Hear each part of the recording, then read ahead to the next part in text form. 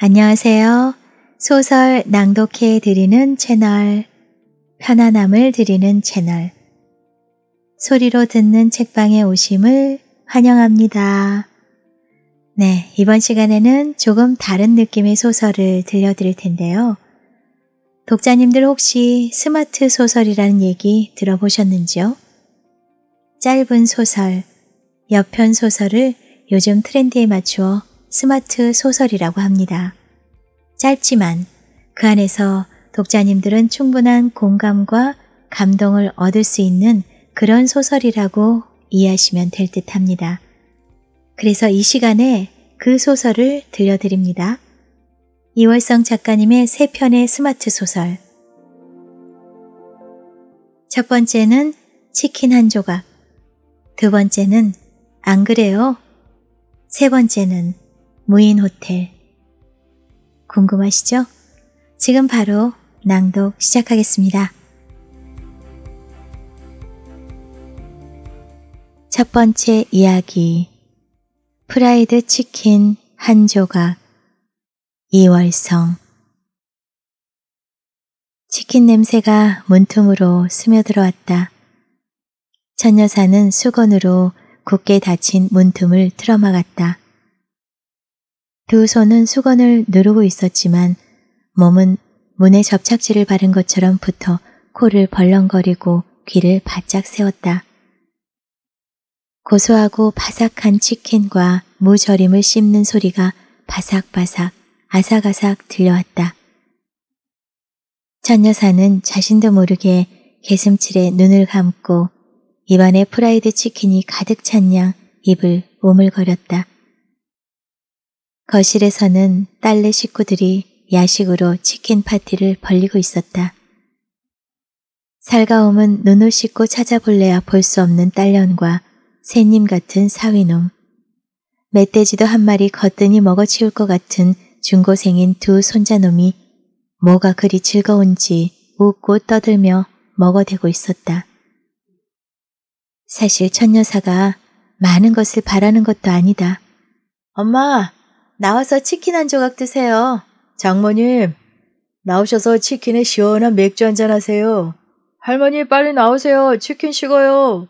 라고 한마디만 해주면 천 여사는 느긋하고 따뜻한 음성으로 아니다.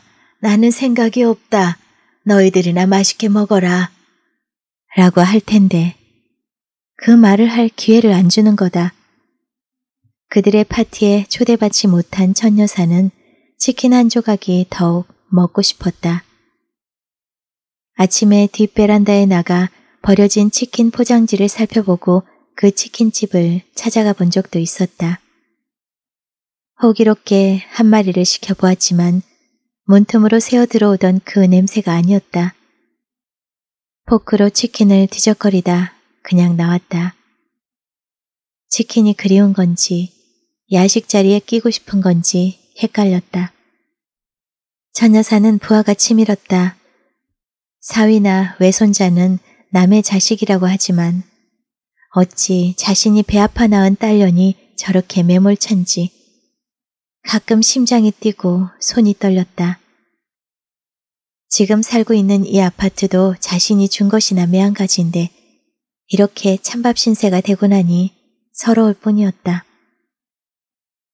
천 여사는 일찍이 밖으로만 나돌던 남편과 이혼을 하고 혼자서 딸 하나를 키웠다. 당장 먹고 살기가 힘들었던 그녀는 동대문 시장에서 점원 노릇을 했다. 묵묵히 제 일처럼 열심히 일을 하다 보니 주인의 신임을 얻어 독립된 가게를 열게 되었고 장사는 날로 번창해 직접 공장까지 짓게 되었다. 한창 일하느라 딸아이를 제대로 돌보지 못한 것이 미안해 딸이 해달라고 하는 것은 모두 해주었다. 딸은 학위 없는 유학 생활을 5년간 하고 난 후 한 남자를 데려와 결혼을 하고 집안에 들어앉았다. 그나마 안정적인 직장을 가진 남자라 허락을 했더니 사업을 하겠다고 직장을 때려치웠다. 천 여사는 그럼 자신의 일을 도와서 해보라고 했더니 그 우라질 놈이 자기 적성에는 안 맞는다고 입을 대빨이나 내밀었다. 하나밖에 없는 사위에다 돈이 넘치는 때라 사위 사업에 투자도 하고 합가를 하자는 딸의 말에 덜컥 살림을 합쳤다. 따뜻한 온기가 있는 집이 그리웠고 어리광 부리는 손자 녀석들의 재롱도 보고 싶었다. 손자들의 교육을 위해 강남에 있는 아파트를 샀다. 집값의 90%는 처녀사가 되고 사위는 10%만 됐지만 딸을 생각해 사위 이름으로 집을 샀다. 사실 처녀사의 재산도 나중에는 딸에게 돌아갈 것이 뻔했기에 집 정도는 별것이 아니었다. 방이 4칸인 집에서 처녀사는 당당히 욕실이 딸린 안방을 차지했다. 엄마가 당연히 안방을 쓰셔야지 무슨 소리예요. 우리 걱정 말아요. 주말이면 딸네 식구들과 백화점에 쇼핑을 가거나 유명 식당에서 외식을 즐겼다. 당연히 처녀사가 지갑을 열었다. 집으로 돌아오는 길은 모두 행복했다.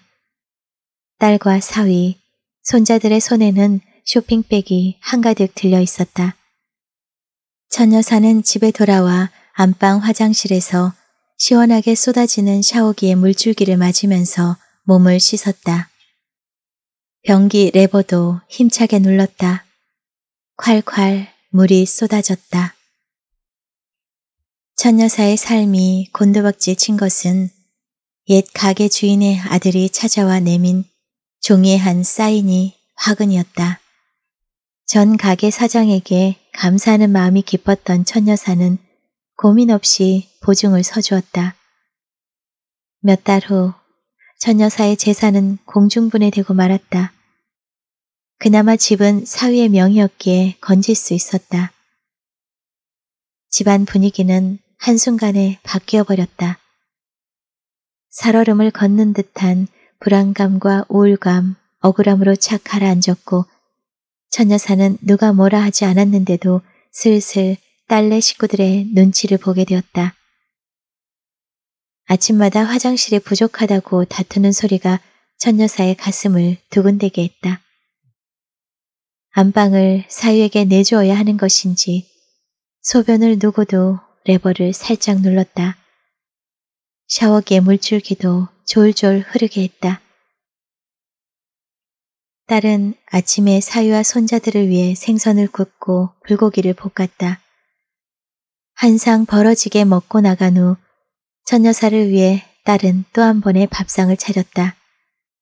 김치와 나물 무침으로 상을 차린 후 딸은 외출했다. 사실 지엠이 건강을 위한 밥상이라는데 뭐라 하겠는가. 예전부터 딸은 처녀사를 위해 채소 위주의 상을 차려놓았었다. 그때는 자연 밥상으로 보이고 지금은 풀떼기로 보이니 기가 찰 노릇이었다. 처녀사가 한 말도 있었다. 기름이 잘잘 흐르는 치킨이나 피자를 시켜 먹으면 건강에 안 좋다고 손사래를 쳤던 것도 처녀사였다. 감정이 소용돌이치면서 또 가슴이 조여왔다. 딸이 아침 운동을 나가면서 처녀사를 불렀다. 세탁기가 다 돌아가면 빨래를 널어달라는 거였다. 처녀사의 방안이 잠잠하다. 그냥 나가려던 딸이 다시 들어와 처녀사의 방문을 열었다. 가슴을 부여잡고 잠든 처녀사의 몸이 싸늘하게 식어 있었다. 그 옆에는 부도로 날렸던 돈이 고스란히 이자까지 더해져 통장에 들어와 있었다.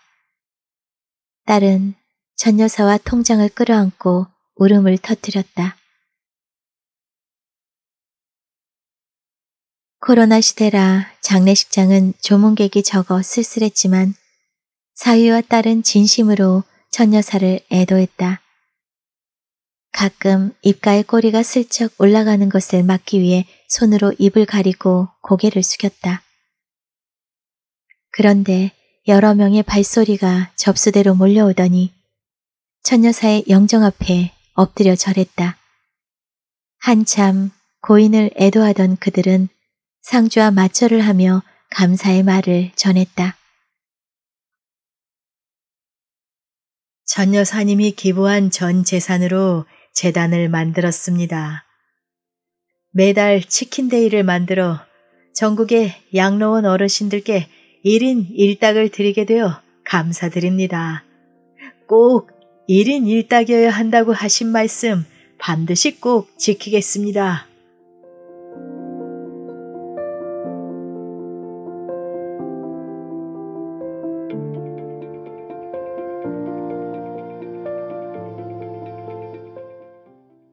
두 번째 이야기. 그렇잖아요. 안 그래요?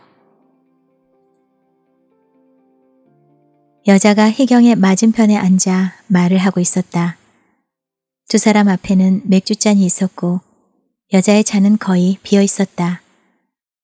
술에 취한 여자는 자신의 말을 그저 쏟아내기에만 급급했다. 희경은 여자의 말 속에서 그녀가 누구인지 유추해보려고 했지만 기억나지 않았다. 길에서 우연히 만난 아들 친구의 엄마라고 생각했는데 착각이었나 보다. 약간의 낭패감이 들었지만 이미 엎질러진 물이었다. 여자는 자신의 엄마에 대해 말했다. 80이 된 엄마가 치매기가 있는데 자식 7 중에 아무도 안 모시려고 해서 형제 자매 간에 싸움이 났단다. 정 모실 사람이 없으면 각자 얼마씩 내서 요양병원에 모시자고 했지만 이것도 생각이 다 달라 감정만 나빠졌다는 것이다. 어떻게 이럴 수가 있어요. 우리 엄마가 얼마나 헌신적으로 자식들을 키웠는데 물론 공부를 많이 시키진 못했지만 그렇잖아요. 그땐 다 그랬어요. 모두가 그렇게 살았어요. 안 그래요? 그렇죠. 그럼요. 희경은 입술을 살짝 깨물었다. 왜 자신이 이런 넋두리를 들어야 하는지 과하게 친절했던 자신의 태도에 조금씩 화가 나기 시작했다. 희경은 입술을 앙다물고 살짝 고개를 저었다. 여자와 자신은 결이 다르다고 생각했다. 희경은 지역에서 알아주는 마당발 봉사자였다. 하나밖에 없는 아들 찬이가 유치원에 다니는 것을 시작으로 아들 주변에서 모임의 장을 맡아 열심히 봉사활동을 했다. 찬이가 성장의 감에 따라 작은 소모임은 점점 커져 단체장이 되었고 그것이 나무의 뿌리처럼 뻗어나가 지역에서 희경을 모르는 사람이 없을 정도였다. 희경은 집을 나서기 전 거울을 봤다. 반달 모양으로 그려진 눈꼬리를 살핀 후 유연하게 입꼬리가 올라가도록 입모양을 오므렸다 벌리기를 반복했다. 조금 전에도 밤 운동을 나왔다가 자신을 알아보는 듯한 여자에게 이끌려 호프집에 앉아있게 된 것이다. 여자는 이제 시댁 얘기로 접어들고 있었다. 1년 전에 혼자 된 시아버지가 여자를 데려와 함께 살겠다고 했단다. 여자는 흐려졌던 눈동자에서 물기를 빼고 또랑또랑한 눈빛으로 말했다. 이게 말이 돼요? 그렇잖아요. 시어머니 가신 지 얼마 됐다고 장가를 가시겠다니. 재산이라고는 꼴랑 집 한 채 있는데 그걸 빼먹을 것이 분명한데 여자한테 홀려 정신을 못 차린다니까요. 이게 말이 돼요? 그렇잖아요. 안 그래요? 그렇죠. 그래요. 희경은 어깨를 으쓱거렸다. 여자는 말이 꼬이기 시작했다. 갔어요. 제 남편이 지방으로. 그래도 작은 일이라도 있는 게 어디예요. 일이 있다는 게. 그렇죠. 일이 있다는 게.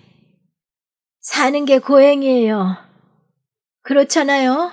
안 그래요? 그런데 이 술이 있어 정말 다행이에요. 아픈 마음을 살짝 잊게 해주는 약이죠. 안 그래요? 그런 면이 있긴 하죠. 그렇죠.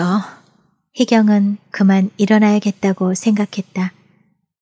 일어날 채비를 하자 여자가 말했다. 참, 아이는 뭐 해요? 여자의 기습 질문에 희경은 의자에서 떼었던 엉덩이를 다시 내려놓았다. 그녀는 명랑하게 말했다. 우리 아이요? 잘 지내요. 그리고 여자의 얼굴을 살폈다. 그렇죠. 잘 지낼 줄 알았어요. 그렇잖아요.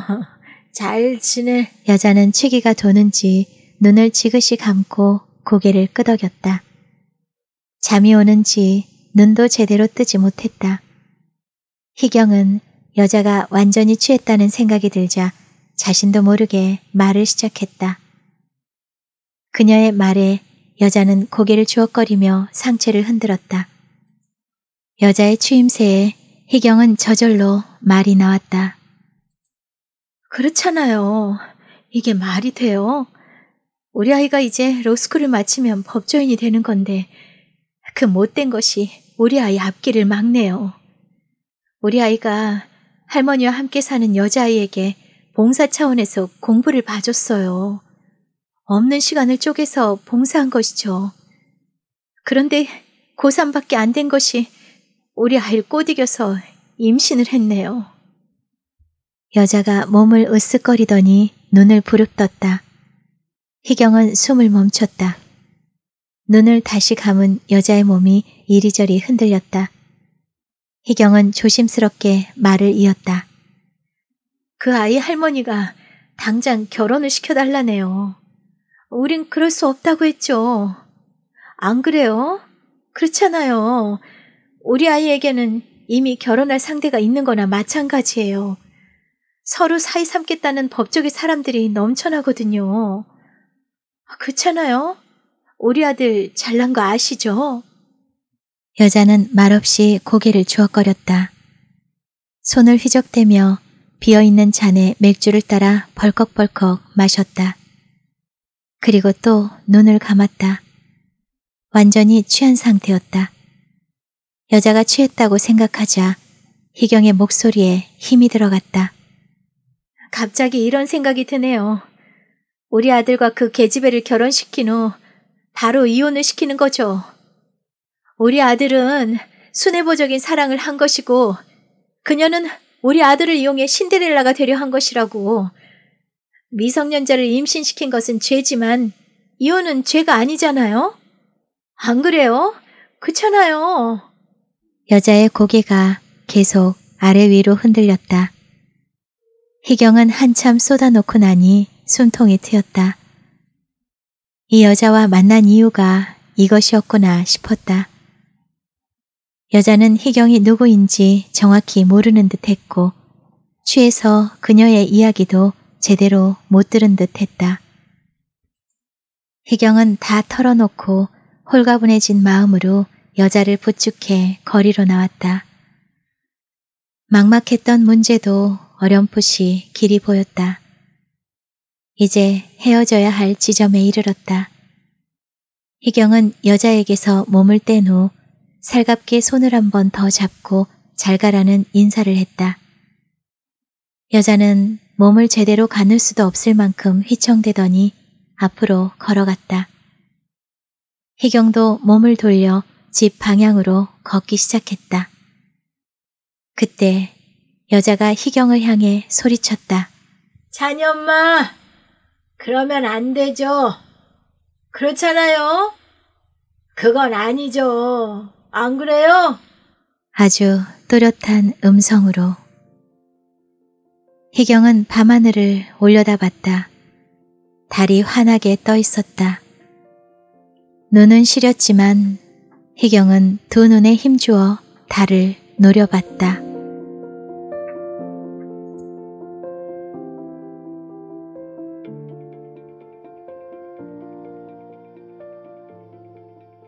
세 번째 이야기. 무인 호텔.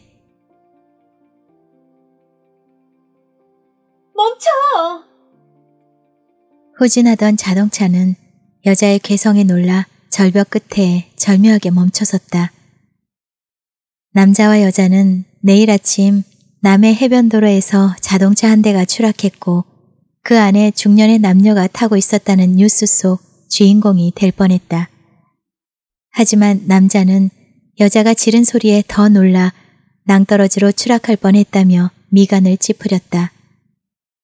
벌렁대는 그들의 가슴과는 상관없이 어둠에 갇힌 밤바다는 고요했고 호텔이나 모텔, 숙박시설을 알리는 네온사인만이 비스듬한 산허리 이곳저곳에서 번쩍였다. 가뜩이나 경제가 어려운 판에 코로나19가 터지자 회사에서 감원 바람이 불었다. 인사팀에서 일하던 남자는 탁월한 능력으로 많은 직원의 짐을 싸게 했다. 그들이 떠난 자리는 기계들이 차지했고 흡족한 성과를 낸 남자에게는 포상 휴가가 주어졌다. 여행을 떠나기 직전 부부는 애인이 되었다. 지쳐있는 남자를 여자는 위로해주고 싶었다. 가장 행복한 삶은 어린아이처럼 사는 거라며 놀이도 제한하고 사람의 접촉이 적은 여행을 계획했다. 여자는 앱으로 무인 호텔에 예약을 했다. 휴대폰 액정에 뜬 실내에는 피부에 닿으면 사각사각 소리가 들릴 것 같은 하얀 침대뽀가 있었고 열린 창문으로 보이는 파란 바다는 눈을 시리게 했다. 남자는 내비게이션의 안내에 따라 달리기 시작했다. 쉽게 찾을 수 있을 거라 생각했는데 도통 무인 호텔은 나타나지 않았다. 해가 넘어가자 주위는 삽시간에 어두워졌다.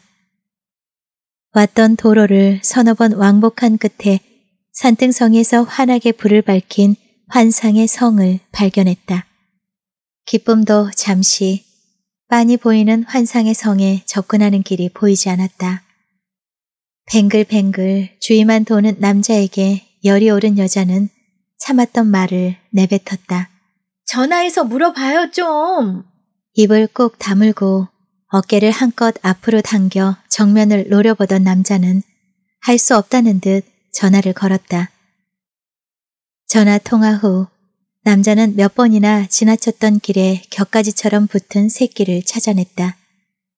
설마 저것이 길일까 싶었는데 들어서자 제법 넓은 가파른 길이 나타났다.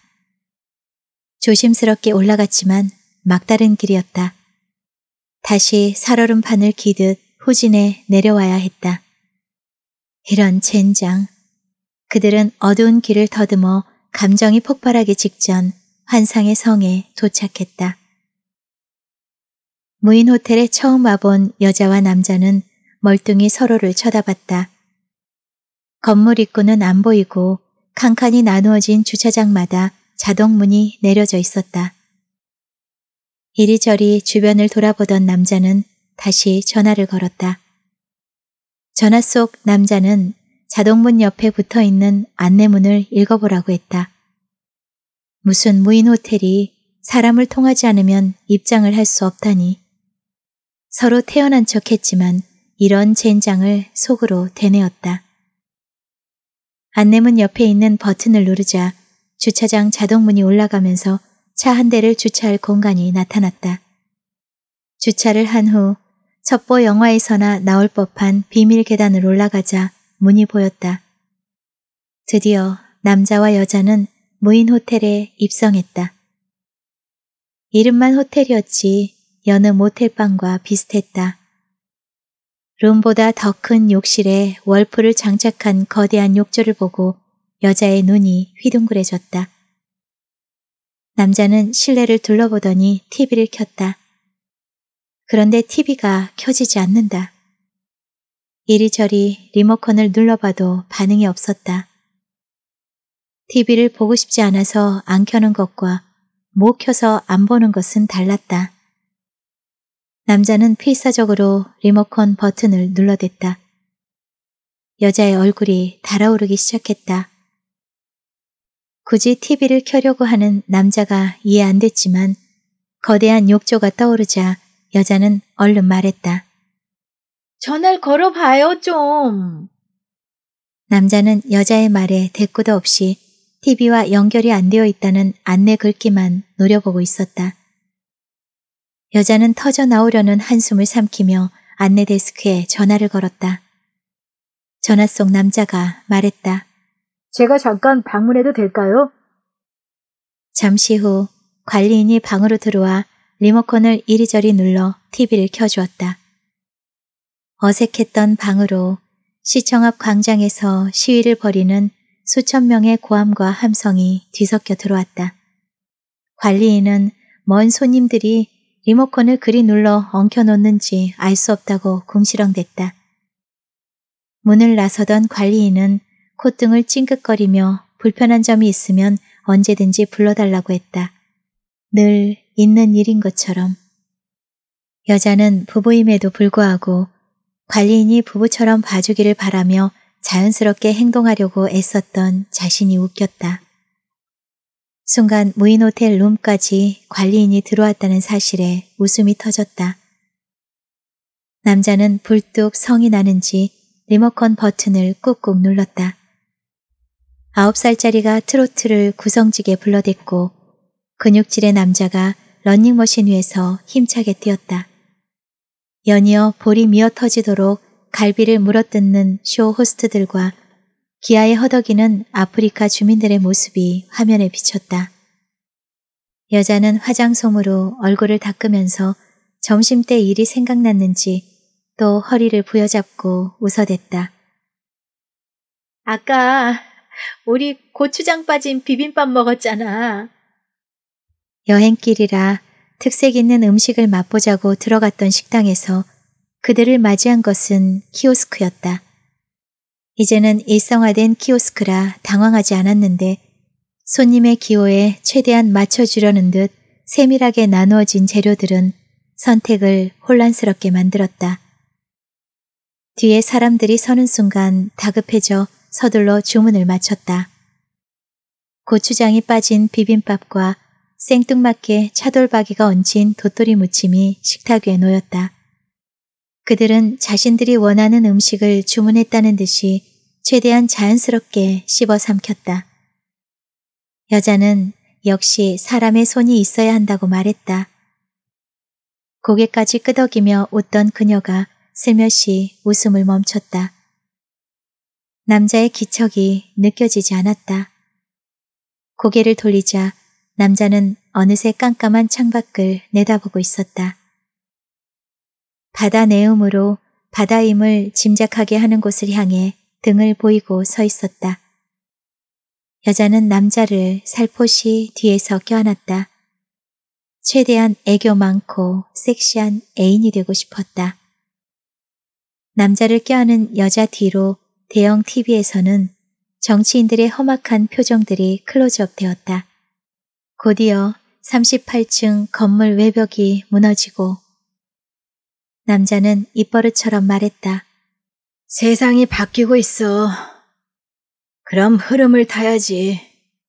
창백한 얼굴의 남자는 바뀐 세상에 적응하지 못하는 사람이 자신이라는 생각이 자꾸 들었다. 만약 아내가 멈추라고 소리를 질러주지 않았다면 생각만 해도 오싹했다. 무인 호텔에 보이지 않는 사람들, 사람의 손길. 자신을 감싸는 여자가 달콤한 목소리로 말했다. 애인 놀이가 끝나면 무슨 놀이를 할지 생각이 났다고. 여자는 바득바득 효자 아들과 어머니 놀이를 하자고 했다. 남자는 갈피 잃은 눈으로 검은 바다를 노려봤다.